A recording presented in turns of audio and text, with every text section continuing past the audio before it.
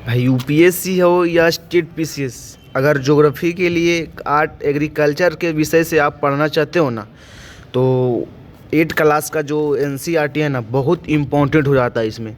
इसमें आपको ना मेंस के लिए ज़्यादा इम्पोर्टेंट किया, मेंस पर ज़्यादा इसमें फोकस कर दिया है ना। तो इसमें जो बहुत इम्पोर्टेंट टॉपिक है, जैसे मृदा को प्रभावित करने वाले कारक, मृदा परिच्छेदिका, मतलब इस बार बहुत बार एग्जाम में पूछा जाता है मृदा परिच्छेदिका ना, यूपीएससी या स्टेट पीसीएस में कई बार एग्जाम में पूछा गया है ना। तो मेंस के ना इम्पोर्टेंट से मेंस के लिए बहुत इम्पोर्टेंट हो जाता है। जैसे देखिए मृदा भूमि की बात करते हैं है ना, तो इस तरह से अगर नोट्स में लिख लेते हो ना, तो बहुत ज़्यादा सफिशिएंट हो जाता है। साथ ही साथ आपको पीटी और पीटी के लिए तो याद हो ही जाएगा, मेंस में आपने लिखने के लिए ना, लिखने का एक तरीका हो जाएगा आपको, है ना।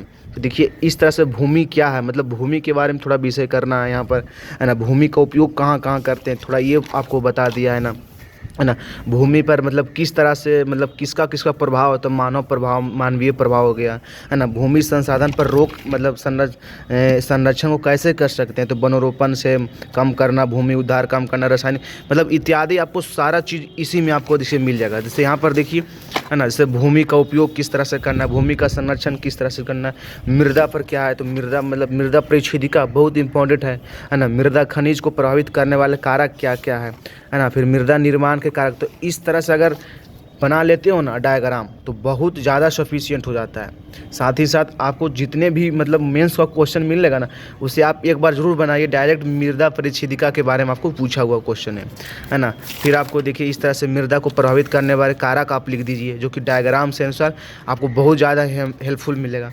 फिर अब अपक्षय क्या होता है, इसे आपको यहाँ डिफाइन किया है। मृदा निर्माण के कारक, कितने प्रकार के कारक होते हैं, तो बहुत इम्पोर्टेंट हो जाता है। जैसे मालचा बनाना हो गया, वेदिका फॉर्म क्या है, समोच्च रेखीय जुताई क्या है, रक्षक में लिखा है क्या है ना, समोच्च रेखीय जुताई का चट्टान बांध क्या है। तो इस तरह से अगर टॉपिक वाइज टॉपिक कर लेते हो ना, तो बहुत इम्पोर्टेंट इस बार पूछा है ना। तो इस तरह से जल हो गया, जल चक्र क्या क्या है ना। तो ये आपको एग्रीकल्चर से बहुत इम्पोर्टेंट करेगा ये टॉपिक, है ना।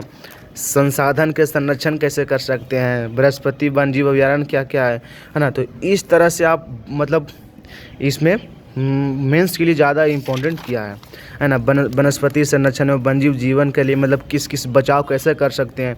तो इस तरह से आपको हमेशा अब इस तरह से पॉइंट वाइज पॉइंट करके नोट्स बनाइए, है ना, जो कि आपको मेंस में ज़्यादा बेहतरीन हो सके और याद हमेशा जल्दी हो जाए, है ना।